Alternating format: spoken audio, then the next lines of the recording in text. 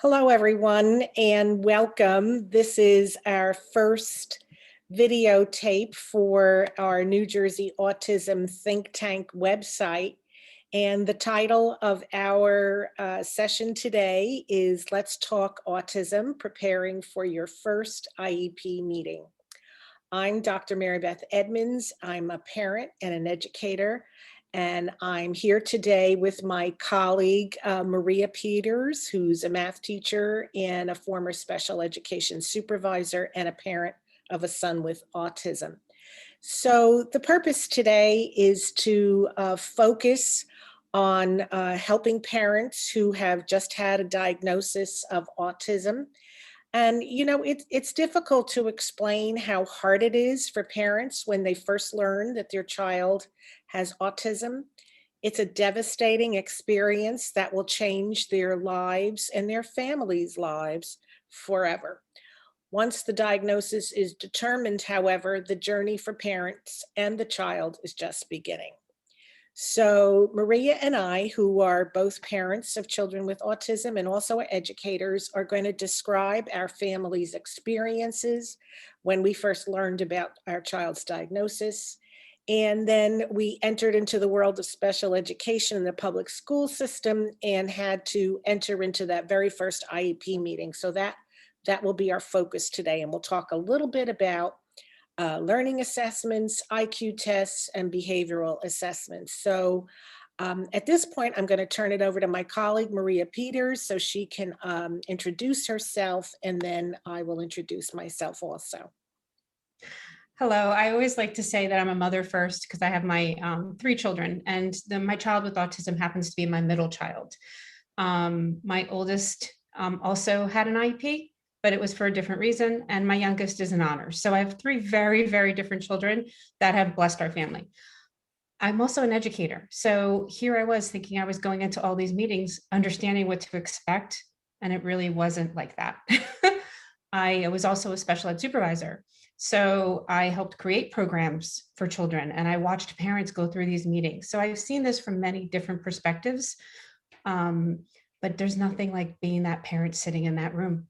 That parent in that room, you're taking in so much information, and they're talking about your child. So that's what we're going to talk about today, what that feels like, and how to process that entire meeting that day and what to do next.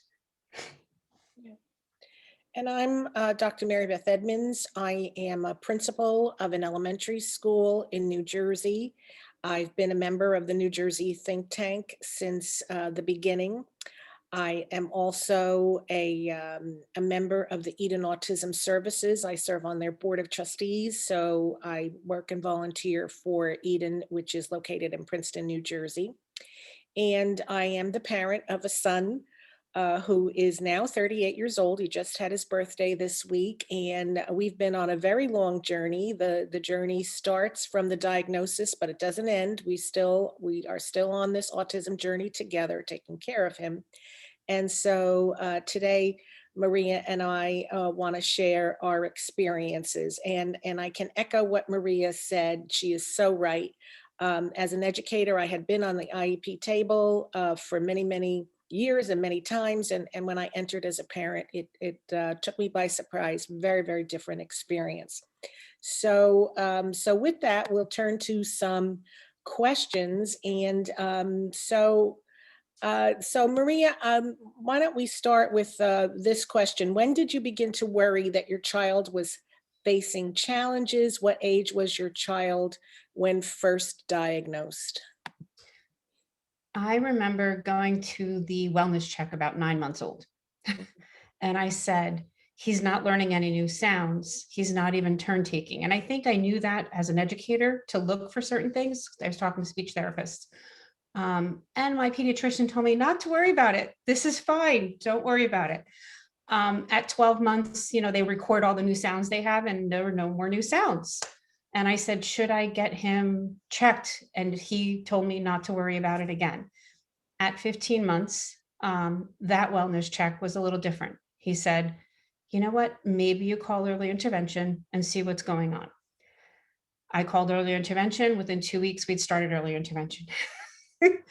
I did not get the diagnosis till he was about 19 months old by the time we got an appointment and actually had the diagnosis. At that point, I can say, and I've seen this with other parents, I had already had the diagnosis, I think, in my head and accepted it, but not everybody else in my family was there. So I was at a different point where I was ready to say, okay, what do we do next?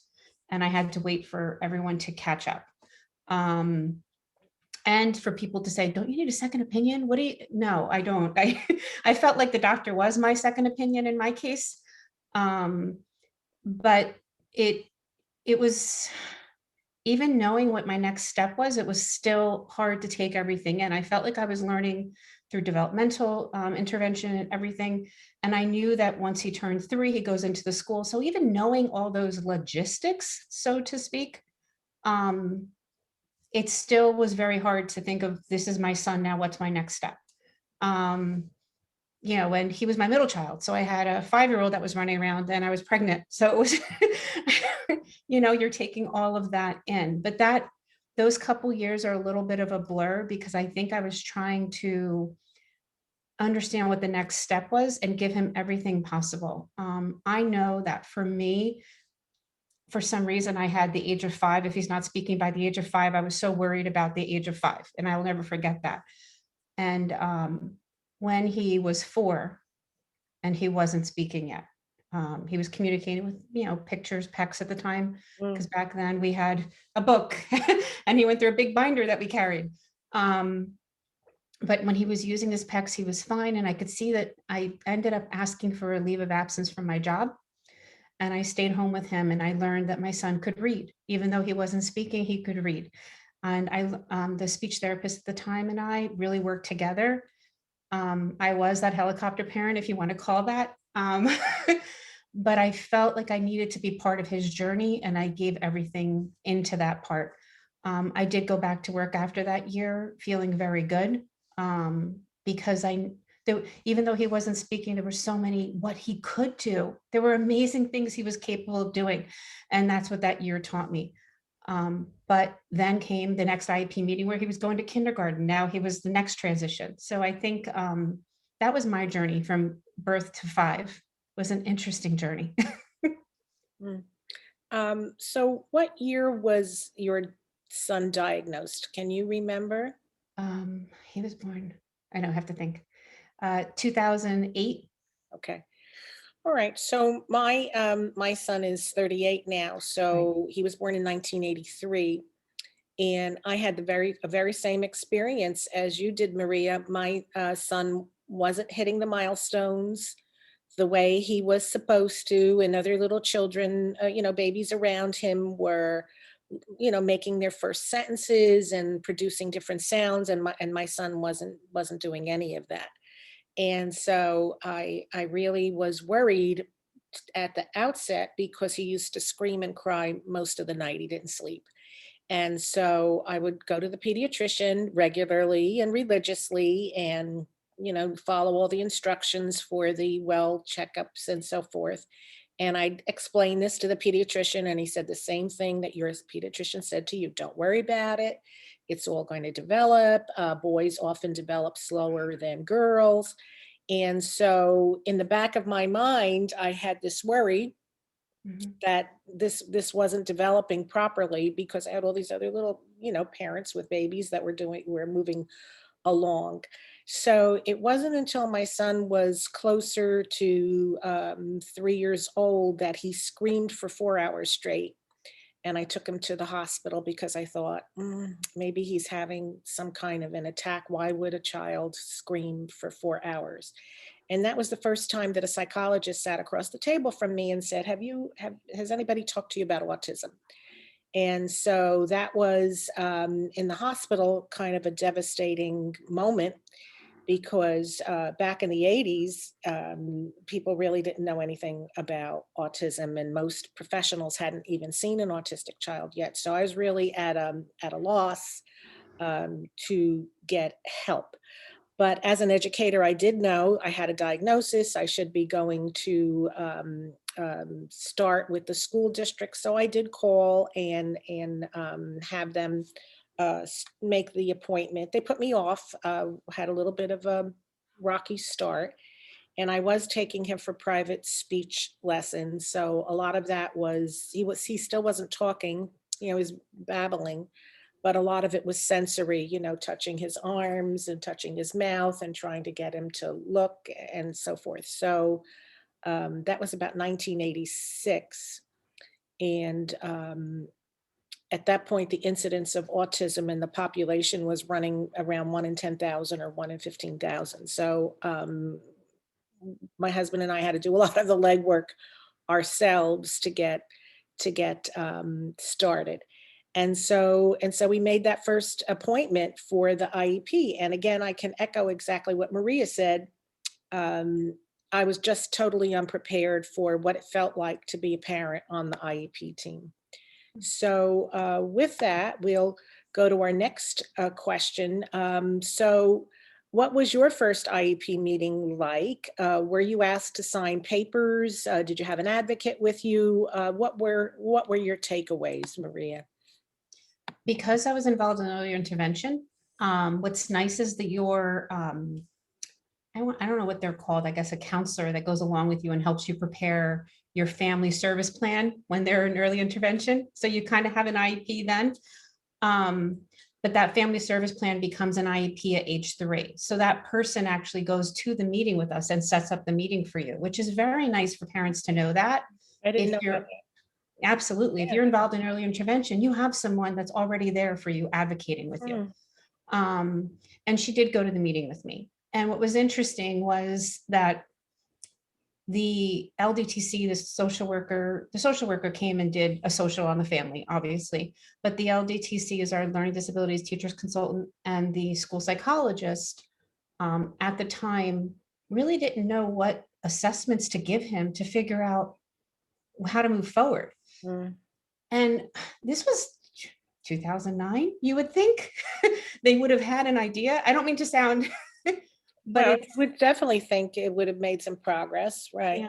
But it's interesting that back then they did not know what to do. I think that we've come a long way now in 2021.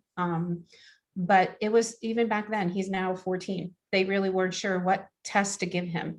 They said, well, we don't really need to do anything because he already has a diagnosis. He can go into a program. And I guess what threw me back, and I've been in those meetings, and as an educator, I realized, and now I attend those meetings and I look at them very differently.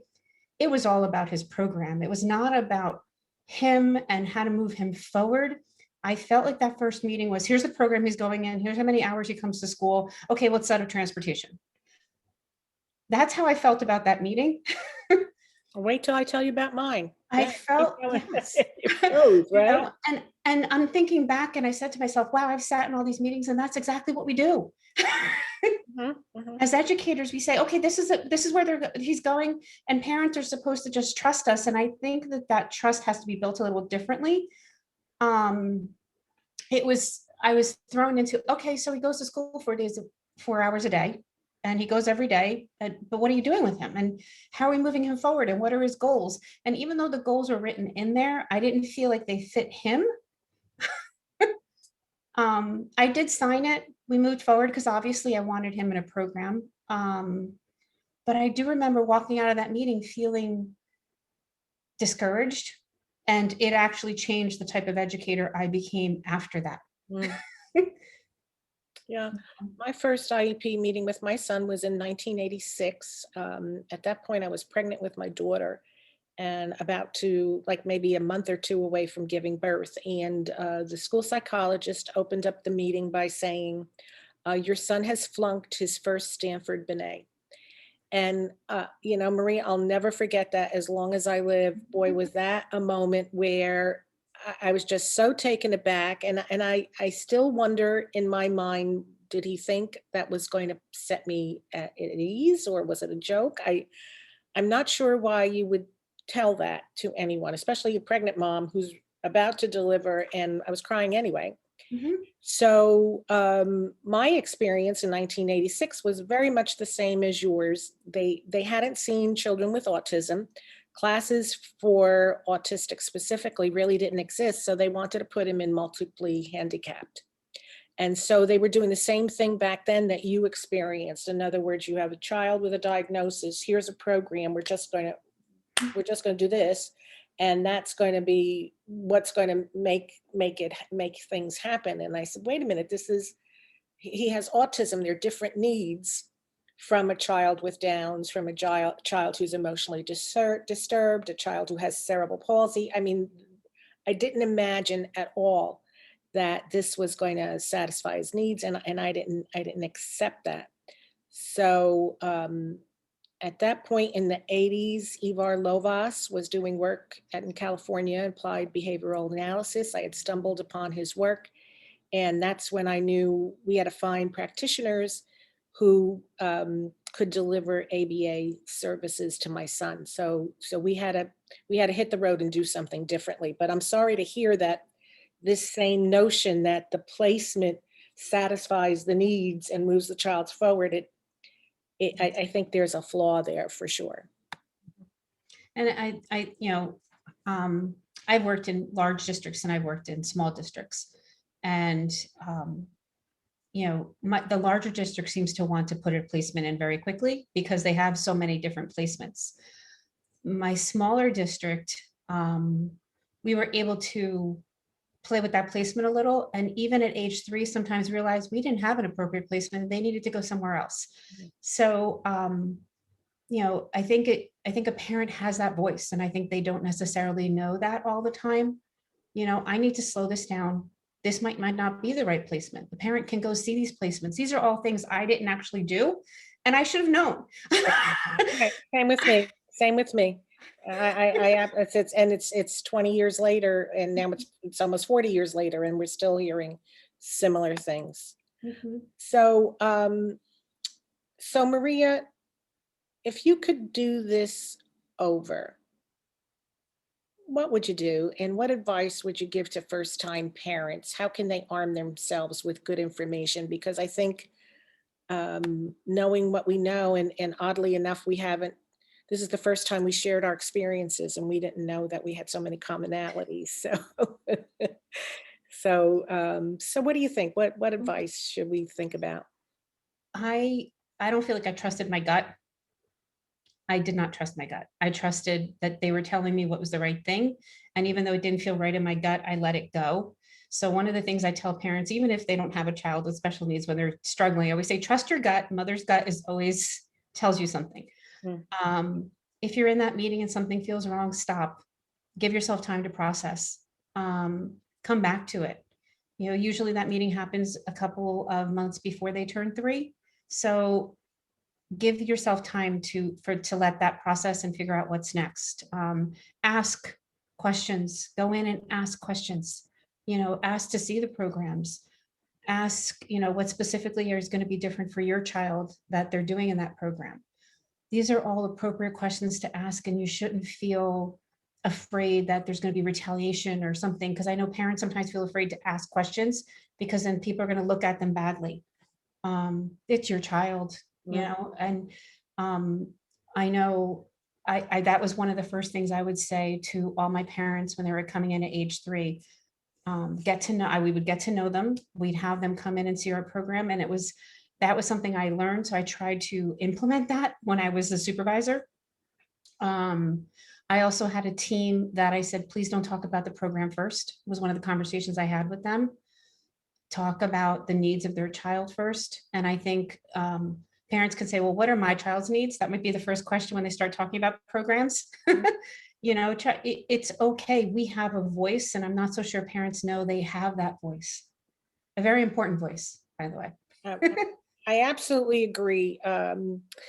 One of the things that we need to encourage parents and to share with them is that they are as an important team member on the interdisciplinary team for their child's IEP as any other expert around the table, that the parent is the expert on the child.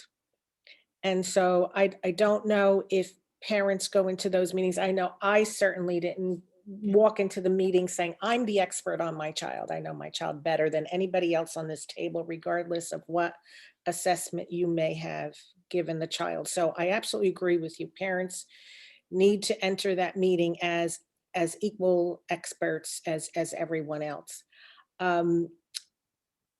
Sometimes we don't know which questions to ask. So I think I would advise parents to take time to think about it and write their questions down. You don't have to sign at that meeting immediately. You have 15 days to sign. I mean, you want to come to an agreement, obviously, but signing the program at that moment is not a requirement. I think the other thing to also talk with parents about is to bring someone with them other than the other parent, because someone else can listen differently and take notes. One of the things, Maria, that both of us encountered is that they very often they don't start with the child's strengths. I mean, the first thing you talked about when you were telling us about your son is about the fact that he's a reader and he brings all these wonderful attributes to as a gift. He has gifts. Same thing with my son. My son has gifts. And so we need to encourage the professionals in schools to have a strengths-based approach with our children and not just focus on the needs. And then I think the last thing that I would advise parents is to understand their rights. You do have rights at the table, and if your child needs specialized programming in order to access his education or her education, know what your rights are so that you can understand what you are able to do. So I think that would be my advice. And I didn't do any of those things at all. And if there's something, I agree with you, because I realized, I was in the meeting with my husband and we're both in the meeting, and he said, the jargon you were using, I had no idea what you were talking about. And then I had to take a step back because that is my daily jargon. Right, right, But if we speak that way in front of parents that don't have that daily jargon, and I think we do, and parents are afraid to say, what does that stand for? Because we speak as if they're supposed to know it. right, right. You're absolutely right, Maria. And we also have parents who have language barriers. They may be coming from another country, so you kind of roll in all of those difficulties with understanding. And we talk about processing speed and memory and so many syllables that they can pronounce. And it's overwhelming even for um, an educator. Some of us really don't have all of those pieces. And then the other part too is your LTDC, your learning disability teacher consultant, holds so much information. You want to talk to that person a lot and make sure that the program that is, the teacher in that classroom is an expert in rolling out what the child needs. So I probably could go on, but I think I will Yes. end it here. And there's other people involved. You hear things like the BCBA. That's one of the huge things we talk about all the time. And we say that to parents as if they need to know what a BCBA is. Or we talk about any assessment we did and we use jargon like ABLES. And these are all things that I didn't realize when I sat down with my family and they said, what are you talking about? Trying to explain to them, yes. Or I go, okay, we need an FBA. And we walked out of the meeting and my husband looks at me and goes, what's an FBA? I said, Right. oh, okay. I know it's crazy between ABA, the BCBA, the functional behavioral analysis. I mean, it's really an alphabet soup for sure. Absolutely. So Maria, some final thoughts that we can leave our viewers with before we close up our first Let's Talk Autism. Go into that first meeting knowing that you don't have to sign right away. Go into that first meeting, like you said, with an advocate or just someone else to listen. Also, don't be afraid to record it if you want to listen to it later, that you have that right. And I think sometimes parents don't know that. Sometimes listening to it, you process everything differently, or you listen to it later, it really helps. So it's okay to do that. It's okay to wait, and it's okay to ask questions. Mhm. And then I will just wind up here by saying, remember, you're an expert on your child. You don't, I agree with Maria, you don't have to sign at that meeting. You can take your time and think about it. And lastly, the IEP, the Individualized Education Plan, is a living document. So parents can open up that document and call for a meeting and say, I want to talk about this again, and open it up again. If you don't feel after a few months that your child is making progress, you don't have to wait for that annual review.